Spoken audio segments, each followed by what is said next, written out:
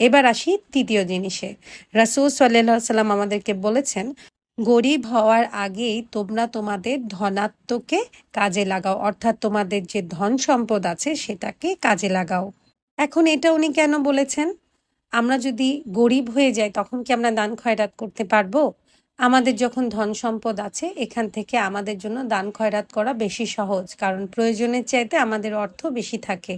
তাই আমরা ধন সম্পদ থাকা অবস্থায় অনেক দান খয়রাত করার চেষ্টা করব, এবং দান খয়রাত করেই কিন্তু আমরা আখেরাতে অনেক আযাব থেকে বেঁচে যেতে পারবো। রাসূল সাল্লাল্লাহু আলাইহি সাল্লাম বলেছেন যে তোমরা জাহান্নামের আগুন থেকে বাঁচার জন্য প্রতিদিন অর্ধেকটা খেজুর হলেও দান করে দাও। তাই আমরা জাহান্নামের আগুন থেকে বাঁচার জন্য বেশি বেশি দান খয়রাত করব। সেটা খাবার বিলিয়ে হতে পারে, সেটা জামা কাপড় বিলিয়ে হতে পারে, অর্থ সম্পদ দিয়ে সাহায্য করে হতে পারে, আমরা কাউকে পানি পান করাতে পারি, আমরা যে কাউকে কোনো ব্যবসা করে দিতে পারি। আমরা যে কোনো উপায় হোক আমরা মানুষের জীবনকে আহসান করার চেষ্টা করব আমাদের ধন সম্পদ দিয়ে, আমাদের দান খয়রাত দিয়ে।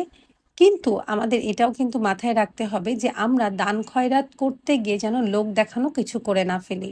আমি নিজেও আগে ফেসবুকে অনেক কিছু পোস্ট করেছি, এমনকি গত রমজানেও।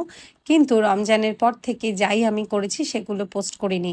কারণ আমি জানতে পেরেছি যে আল্লাহ সুবহানাহু ওয়া তাআলা আখিরাতে অনেকে অনেক দান খয়রাত করবেন, কিন্তু ওগুলো সব নিয়েই তাদেরকে জাহান্নামে চলে যেতে বলবেন।